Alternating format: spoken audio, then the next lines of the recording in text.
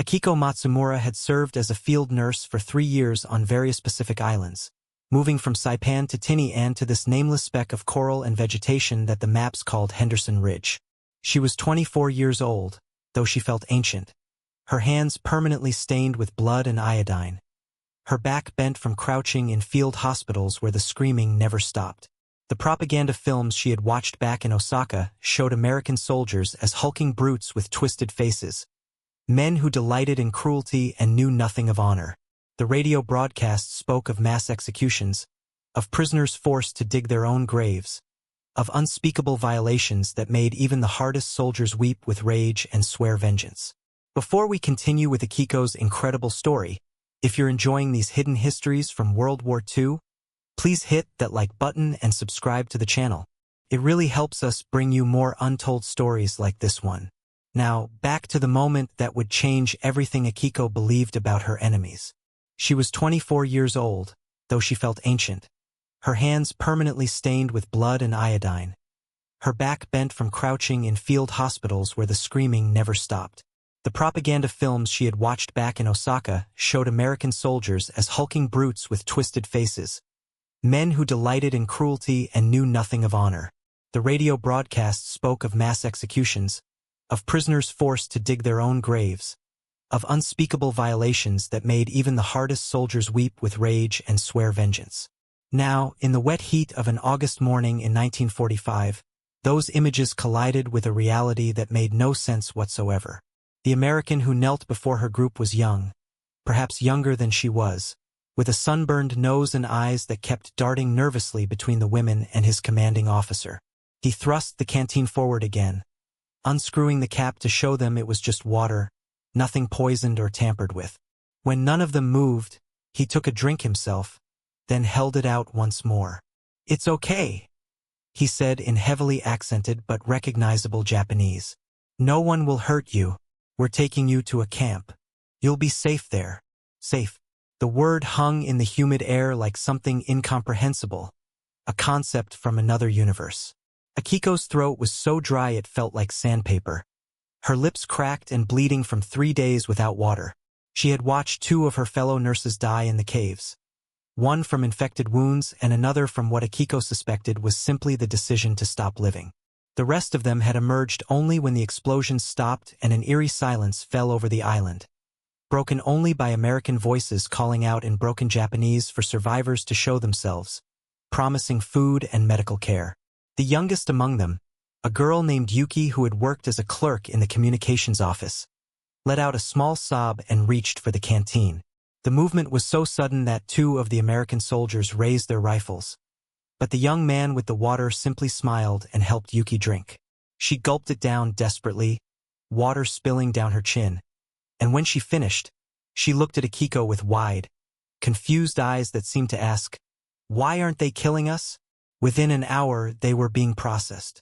The Americans had set up a temporary station in what had been the Japanese command post, now stripped of its rising sun flags and maps. Akiko watched in amazement as they were photographed one by one, given identification tags with numbers on them, and asked basic questions about their names, ranks, and units. The man doing the interviewing was older, perhaps 40, with gray at his temples and a calm, professional manner that reminded Akiko of her father, who had been a municipal clerk before the war.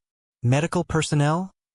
he asked, looking at Akiko's nurse uniform, which was so filthy and torn it barely resembled a uniform at all. She nodded, unable to speak. Her wound throbbed with each heartbeat, and she could feel the fever starting to climb behind her eyes. The interviewer noticed her favoring her leg and called over a medic, a stocky man with thick glasses who knelt beside her and carefully cut away the bandage she had been clutching. The wound underneath was a horror, inflamed and leaking pus, the result of shrapnel from a bombardment 5 days earlier. Akiko had tried to clean it with boiled water, but there had been no antiseptic, no proper bandages, nothing but dirty cloth torn from a dead soldier's shirt. She had expected to die from it, had felt the infection spreading through her body like fire through dry grass.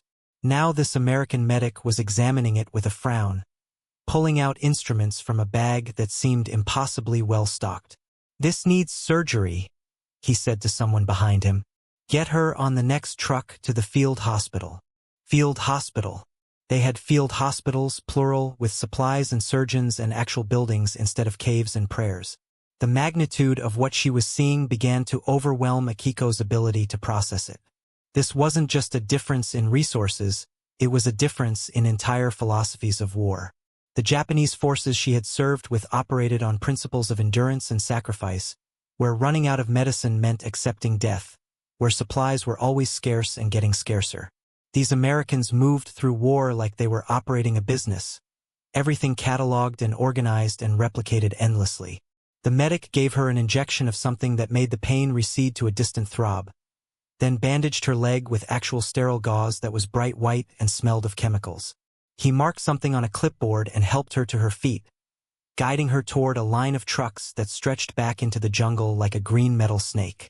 Yuki and 3 other women from her group were being loaded into the same vehicle, all of them moving with the cautious, disbelieving steps of people who expected the ground to disappear beneath them at any moment. The truck ride took them through what had been the battlefield just days before. Akiko saw the evidence of American firepower in the shattered trees and cratered earth, but she also saw something that shocked her even more profoundly than the kindness of individual soldiers. The Americans were building. Even as sporadic gunfire still echoed from distant pockets of resistance, she watched construction crews laying out a road with surveying equipment, saw engineers stringing telephone wire between hastily erected poles, observed supply trucks moving in constant streams toward the interior of the island. This wasn't an army that had fought its way onto hostile ground and now huddled in defensive positions. This was an army that had already moved on mentally to the occupation phase, that operated with such confidence in its victory that it was laying infrastructure before the shooting had even stopped. Yuki leaned close to Akiko and whispered, "How many of them are there?" It was a question without an answer, but Akiko understood what she meant. The propaganda had always spoken of American forces in abstract terms, as if they were numerous but beatable, as if Japan's fighting spirit would overcome mere material advantage. But this endless flow of equipment and personnel, this casual deployment of resources that would have represented Japan's entire stock for an entire campaign, this suggested something that the propaganda had never acknowledged. The Americans weren't just winning, they had already won, perhaps had always been going to win, and the only question had been how long it would take. The field hospital was a revelation that bordered on the surreal. It consisted of multiple large tents arranged in neat rows, each one marked with red crosses and equipped with electric lights powered by generators that hummed in the background. Inside, Akiko found herself in a space that was cleaner than most civilian hospitals she had seen before the war. The nurses, all American women in crisp uniforms, moved with efficient purpose among rows of cots where wounded men, both American and Japanese, lay receiving treatment. A Japanese soldier occupied the cot next to where they placed Akiko, his chest wrapped in bandages and an intravenous line running into his arm. He was unconscious, his breathing steady and deep, and Akiko stared at him in confusion because he should have been dead.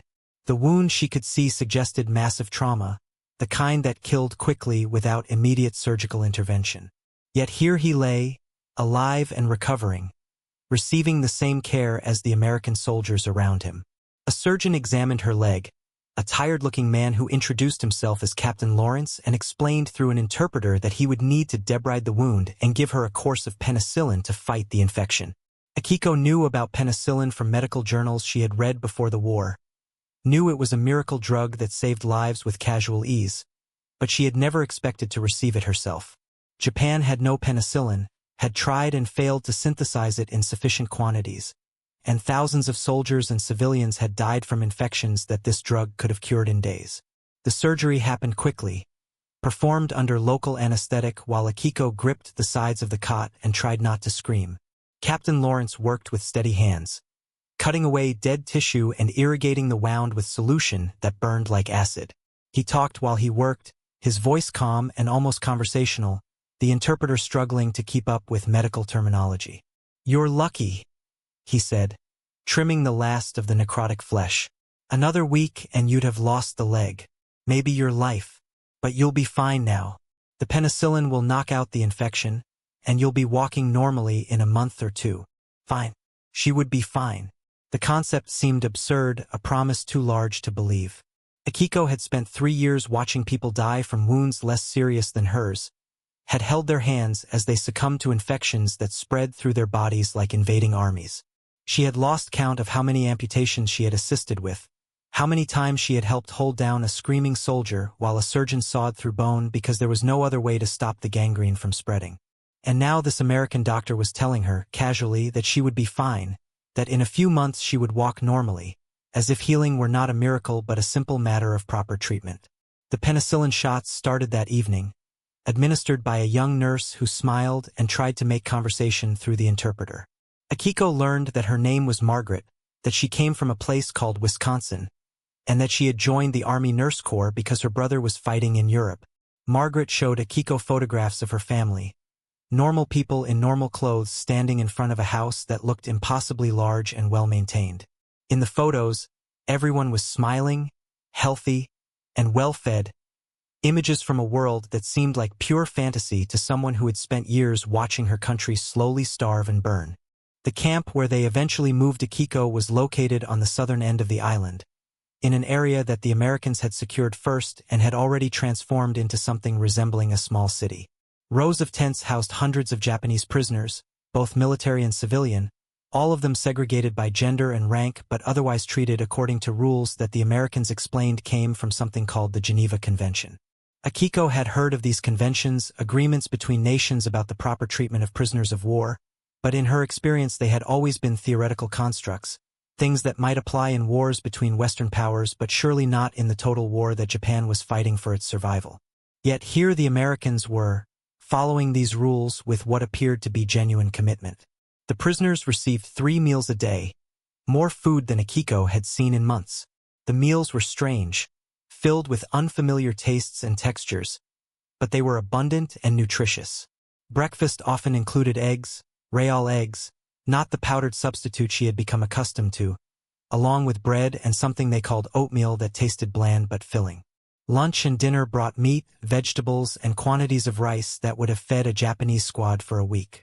Yuki, who had been assigned to the same tent as Akiko, began keeping a diary, writing in tiny characters on paper that the Americans provided for prisoners to write letters home. She showed Akiko some of her entries, observations about this bizarre new world they had entered. "Today we received beef stew for dinner," one entry read. "Real beef in chunks so large I could barely fit them in my mouth. There were carrots and potatoes and a thick brown gravy. I ate until I thought I would burst, and still there was more left over.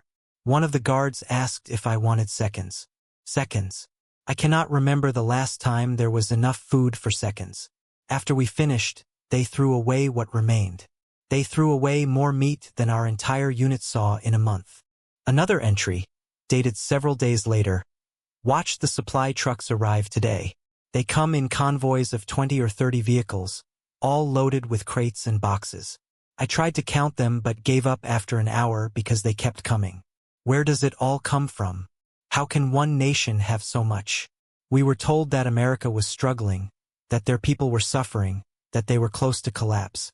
But I see no evidence of struggle here. Only abundance, casual and almost wasteful in its magnitude."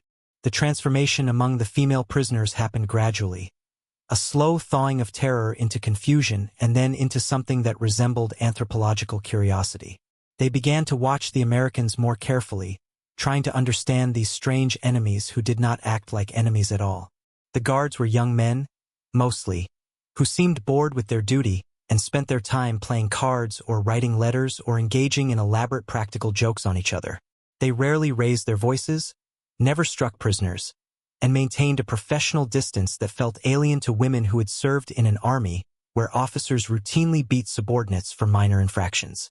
One of the prisoners, a woman named Fumiko who had worked as a translator in the intelligence service, spoke English well enough to communicate directly with the guards. She began asking them questions, carefully at first, then with increasing boldness as she realized they would answer honestly and without anger. Through Fumiko, the other women learned about life in America, about cities with lights that never went dark, about farms so mechanized that one family could produce enough food for hundreds, about factories that operated around the clock producing goods in quantities that seemed impossible. "They think we started the war," Fumiko reported one evening, translating a conversation she had had with a guard from California. "They believe we attacked them without warning, without provocation, and that they are fighting a defensive war to protect their homeland." He showed me a magazine with photographs of Pearl Harbor, of burning ships and dead sailors. He said his cousin died there, that he joined the Marines to avenge him. I did not know what to say. We were told that America was planning to invade Japan, that the attack was necessary to prevent our destruction. But he believes the same thing about us. The realization settled over the women like a heavy blanket, uncomfortable and impossible to ignore. They had been taught that their cause was righteous, that they fought for survival and honor against enemies who sought to destroy the Japanese people and erase their culture. But these Americans believed, with equal conviction, that they were the ones fighting a defensive war, that Japan had been the aggressor, that the destruction they were inflicting was justified response to unprovoked attack. Someone was lying, or perhaps everyone was lying, or perhaps war itself was a thing that created its own truths that bore no relationship to objective reality. Akiko found herself thinking about these questions during the long, hot afternoons when the camp settled into siesta-like quiet, and she had nothing to do but lie on her cot and feel the penicillin in doing its work. Her leg was healing with speed that seemed miraculous, the angry red inflammation fading to pink and then to something approaching normal skin color. Captain Lawrence checked on her once a week, examining the wound and nodding with satisfaction at the progress. He told her, through the interpreter, that she had been very lucky, that without treatment she would certainly have died, but that now she would recover completely with barely a scar to show for it. Lucky. The word kept echoing in her mind. Was it luck to be captured by an enemy who possessed the resources and the inclination to save her life? Or was it something else, some fundamental misunderstanding about the nature of this war and who was fighting it? She had been prepared to die for the emperor, had accepted that sacrifice was the highest form of service, had believed that Japanese forces fought with spiritual strength that would overcome material disadvantage. But she had never questioned whether that material disadvantage was as small as the propaganda suggested, had never imagined that the gap might be not just large but effectively infinite, a chasm so wide that no amount of fighting spirit could bridge it. The other women grappled with similar realizations, each in her own way. Some retreated into silence, refusing to engage with the cognitive dissonance between what they had believed and what they were experiencing. Others became almost manic in their attempts to explain away the contradictions, insisting that this was all an elaborate trick, that the Americans were fattening them up before the real torture began, that any moment now the masks would drop and the monsters they had been promised would emerge. But as weeks passed and no torture came, as the routine of camp life became normalized and even boring, those theories lost their power to convince. The Americans simply were not behaving like the devils of propaganda. They were behaving like tired, homesick young men who wanted the war to be over so they could return to their lives. They showed the prisoners photographs of girlfriends and families, complained about the heat and the food and their officers, played baseball in the evenings with an enthusiasm that seemed childish to women raised in a culture that valued restraint and formality. One afternoon, a group of American soldiers organized a talent show, performing skits and songs to entertain themselves and, incidentally, the prisoners who gathered at the fence to watch.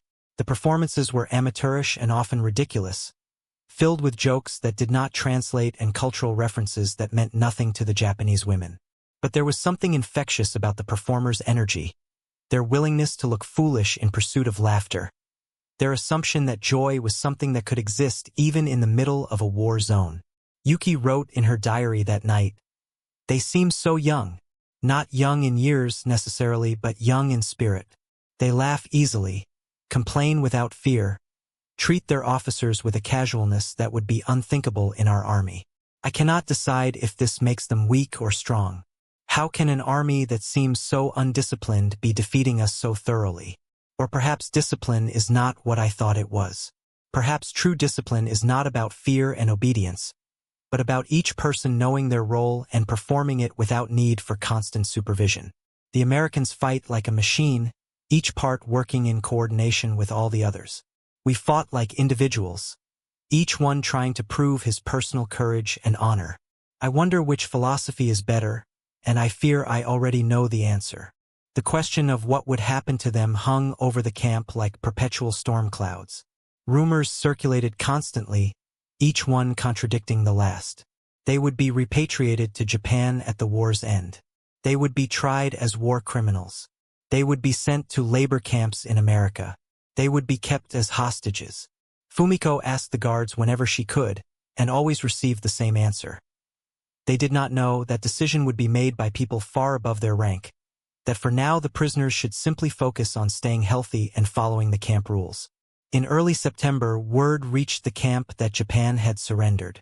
The news came through official channels first, announced by the American camp commander in a brief speech that Fumiko translated for the assembled prisoners. The emperor himself had spoken on the radio, his voice heard by ordinary people for the first time, announcing that Japan would accept the terms of the Potsdam Declaration and end the war. The fighting was over. The war was lost. The reaction among the female prisoners was complex and difficult to articulate. There was relief, certainly, that the dying would stop, that the bombs would no longer fall, that their families back home might survive. But there was also shame, deep and bitter, the shame of defeat and of having failed the nation and the emperor. Some women wept openly. Others stood in stunned silence, unable to process the magnitude of what had happened. A few became angry, insisting that the announcement must be false, that it was American propaganda designed to break their spirits. Akiko felt numbness more than anything else, a sense of unreality that made the world seem distant and muffled. She had spent 3 years of her life serving the war effort, had seen countless people die, had nearly died herself multiple times. And for what? For a defeat that had apparently been inevitable, for a cause that had never had any real hope of success. She thought of the soldiers she had tended, the ones who had died calling for their mothers or for the emperor, who had believed with their last breaths that their sacrifice meant something. Had it?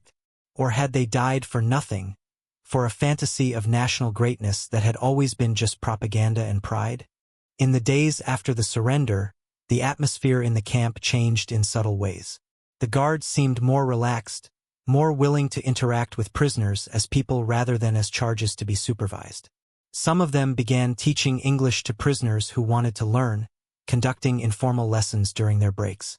Others brought magazines and newspapers, allowing the women to see photographs of the destruction in Japan, the burned cities and the mushroom clouds over Hiroshima and Nagasaki.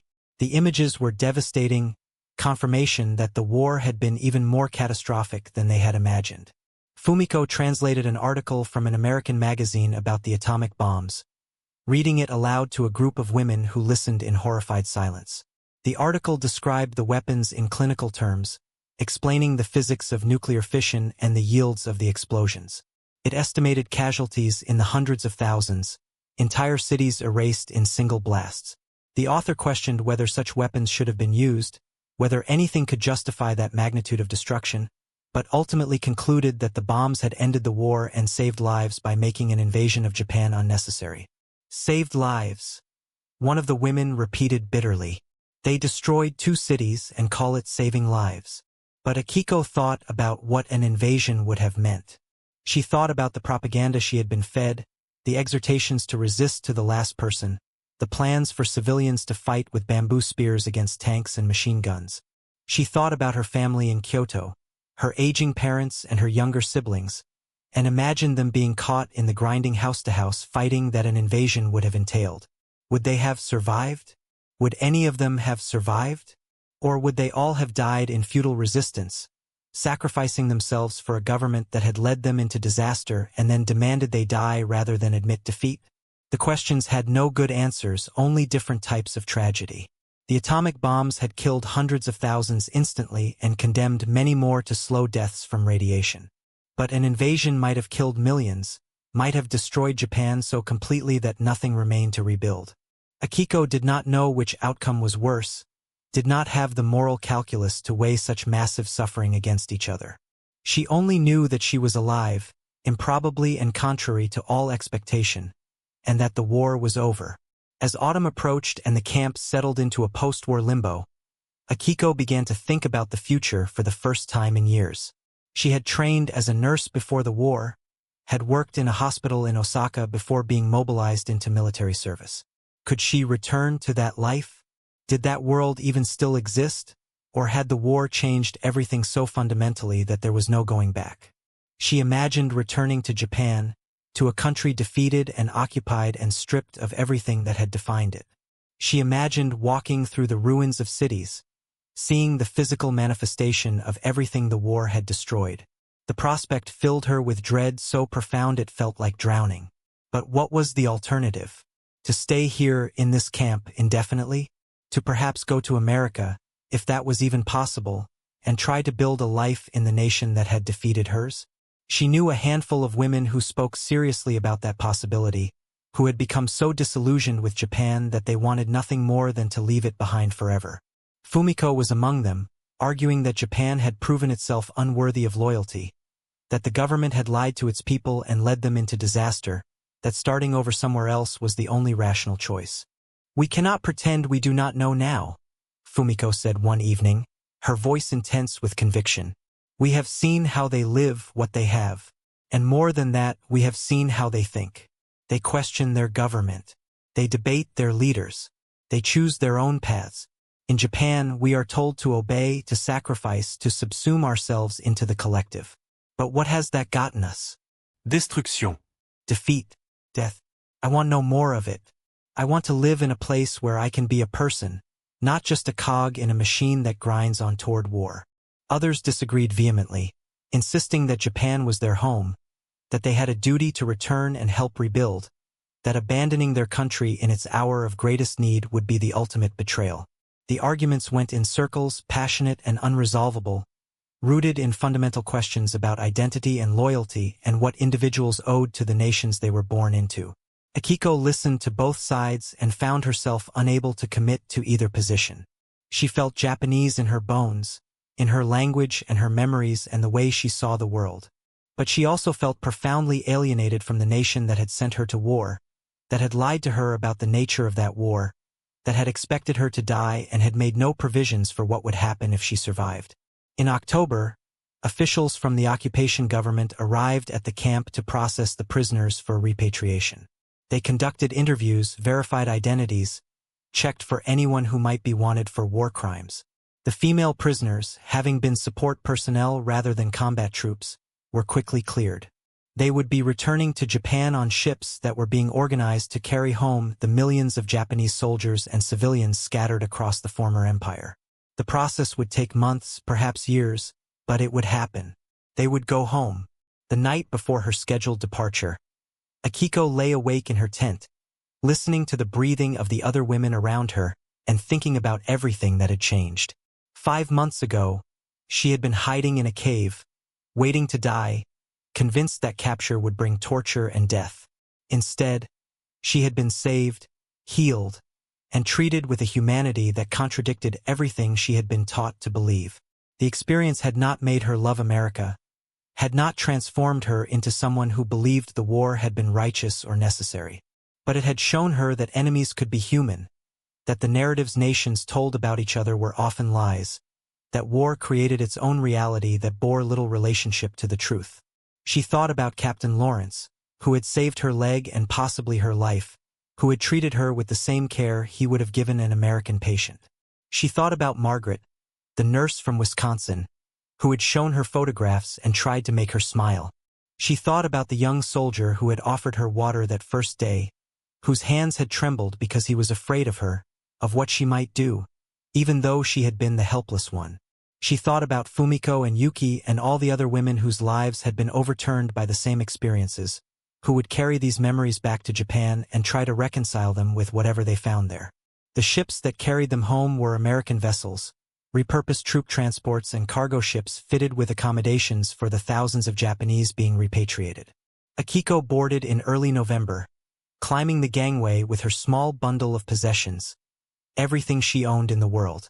The voyage would take 2 weeks, traveling north through waters that had been battlegrounds just months before, past islands where tens of thousands had died in fighting that now seemed pointless and distant.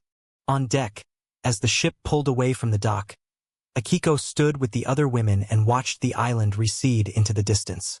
The camp where they had been held, the hospital where she had been treated, The whole apparatus of American occupation grew smaller and smaller until it disappeared over the horizon. She felt no nostalgia for the place, no particular fondness for her time there. But neither did she feel the pure relief she had expected to feel at leaving enemy hands. Instead, she felt confused, uncertain, and profoundly changed in ways she was only beginning to understand.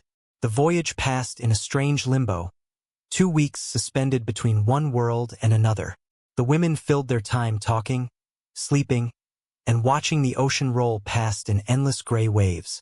Yuki continued her diary, filling page after page with observations and reflections. She showed some of her entries to Akiko, including one that captured something of what they were all feeling. "We are going home," Yuki had written. "But I do not know anymore what home means.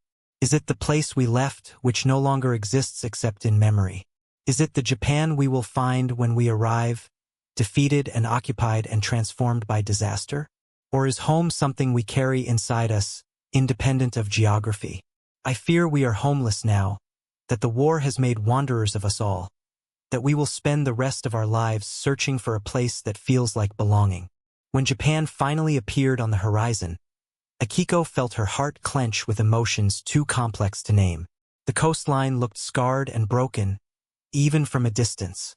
As they drew closer to port, she could see the evidence of bombing, entire neighborhoods reduced to ash and rubble, buildings standing like broken teeth amid fields of destruction.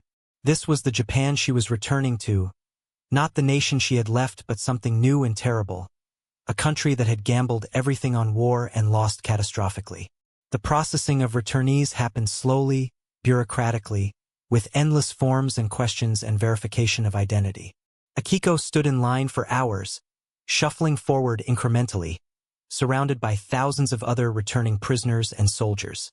Everyone looked thin and exhausted, marked by the war in ways visible and invisible.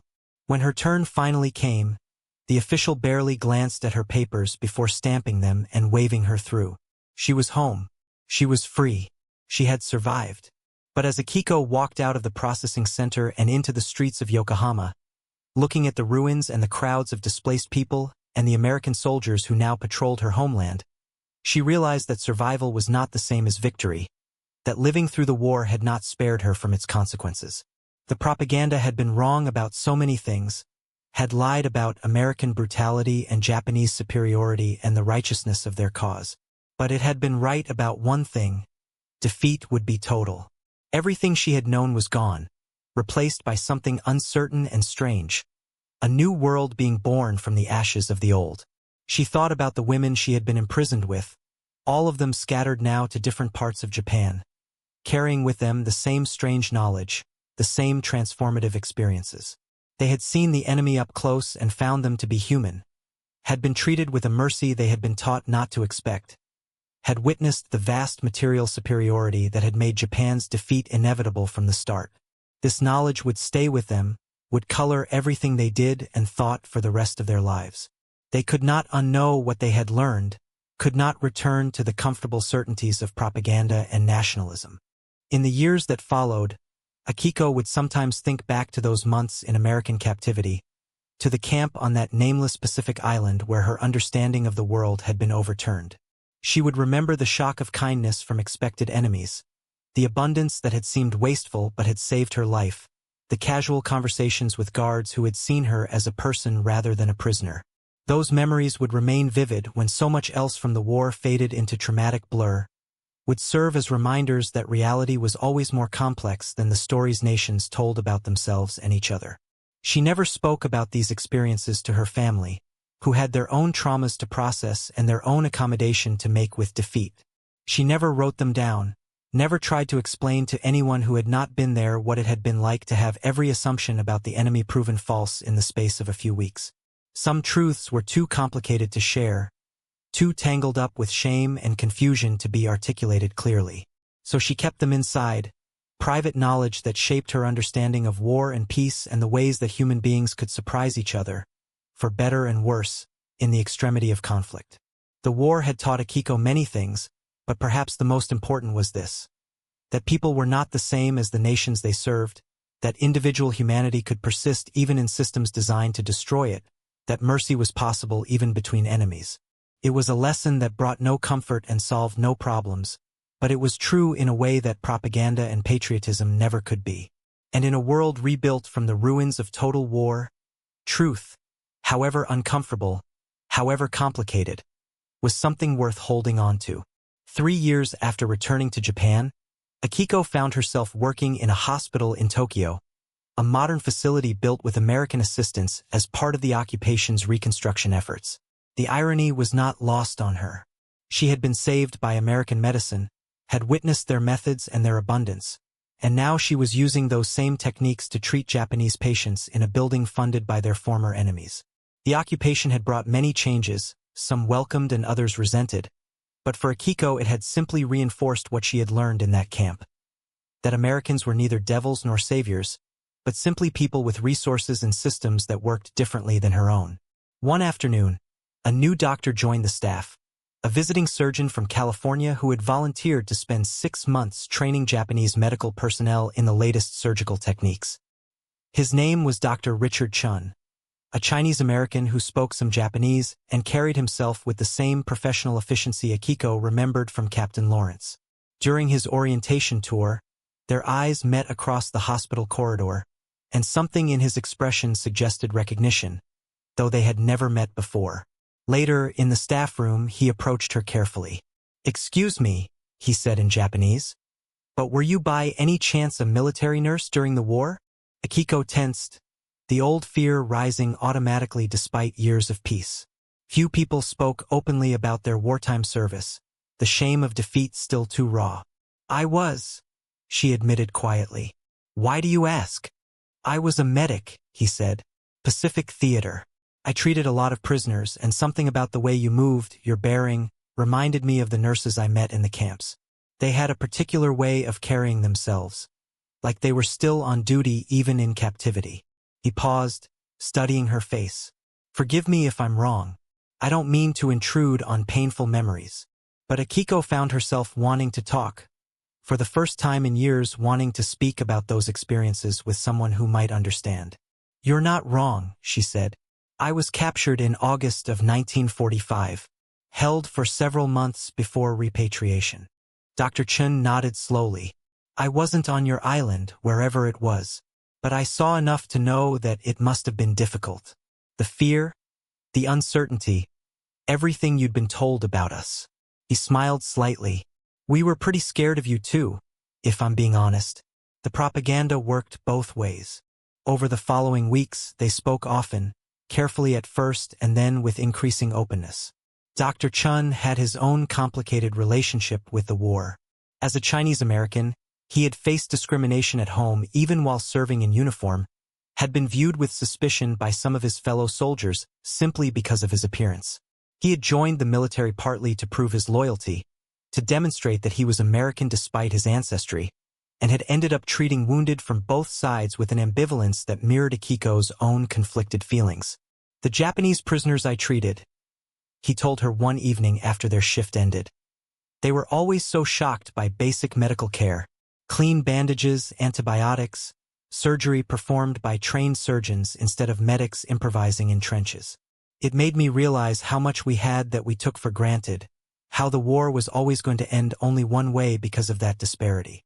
Akiko thought about the supplies she had seen, the endless convoys of trucks, the casual abundance that had seemed almost obscene to someone who had watched people die for lack of basic necessities. "We were told that America was weak," she said, "that your people were soft, that you lacked fighting spirit. But spirit doesn't stop infections. Spirit doesn't feed armies or fuel planes.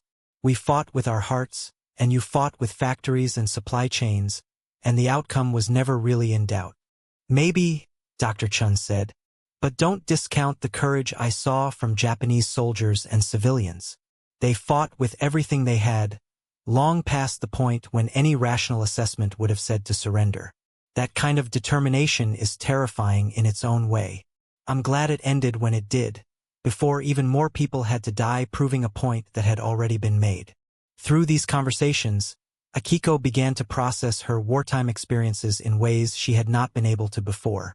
With Dr. Chun, She could speak honestly about the cognitive dissonance of being saved by enemies, about the guilt of surviving when so many others had not, about the strange gratitude she felt toward people her nation had taught her to hate. He understood because he had lived through similar contradictions, had been both insider and outsider, had seen the war from angles that defied simple narratives of good and evil. She told him about Yuki, who had kept a diary documenting their captivity. "I wonder sometimes what happened to her," Akiko said. "We lost touch after we returned. So many people scattered, families displaced, records destroyed. But I think about her diary, about whether she kept writing, whether she ever tried to tell anyone what we experienced. Stories like that need to be told," Dr. Chun said. "Not the propaganda versions, not the simplified narratives that make one side heroes and the other villains, but the complicated truth. The fact that enemies treated each other with humanity, that mercy existed alongside brutality, that people on both sides were mostly just scared and trying to survive. History shouldn't be sanitized. It should be honest." Akiko thought about that honesty, about what it would mean to speak openly about experiences that contradicted the narratives both nations were building about the war. Japan was portraying itself as a victim, focusing on the atomic bombings and the fire raids while minimizing its own aggression. America was celebrating its victory, Leonizing its soldiers while glossing over the darker aspects of total war. Neither nation wanted to hear about the moments of connection between enemies, the times when propaganda failed and people saw each other as human beings rather than as symbols of their nations. Yet those moments had happened, were real and important and deserved to be remembered. Akiko had been saved by Americans who could have ignored her, who had no particular reason to care whether a Japanese nurse lived or died. That mercy had not been strategic or calculated. It had simply been the application of rules and principles that said prisoners deserved humane treatment regardless of what their governments had done. It was a small thing in the grand scheme of the war, but for Akiko it had been everything, the difference between life and death, between despair and hope. Years later, long after Dr. Chun had returned to California and Akiko had settled into her role as a senior nurse, she would think back to those months in the camp and see them as a turning point not just in her life but in her understanding of what it meant to be human in a world of nations and ideologies and competing narratives. The propaganda had tried to make enemies into monsters, to dehumanize them so thoroughly that killing them would be easy and righteous. But the reality had been more complicated, messier, filled with moments that defied categorization as purely good or purely evil. She had been shocked to see American soldiers not because they did something extraordinary, but because they did something ordinary. They followed their rules, applied their standards, and treated prisoners according to principles that transcended immediate military advantage. That ordinariness was itself extraordinary to someone who had been taught to expect brutality, who had prepared herself for torture and execution. The gap between expectation and reality had been so vast that it had shattered her entire framework for understanding the war, had forced her to question everything she had believed about her enemies and, by extension, about her own nation's propaganda. In the end, perhaps that was the most important lesson. That propaganda always simplified, always lied, always reduced complex human beings to cardboard cutouts serving national narratives. The truth was messier and more difficult, filled with contradictions and moral ambiguities that resisted easy conclusions. But it was truth, and in a world that had been nearly destroyed by lies and half-truths and carefully constructed mythologies, truth was something worth pursuing, worth holding on to, worth passing on to future generations who might, with knowledge and understanding, avoid repeating the catastrophic mistakes of the past.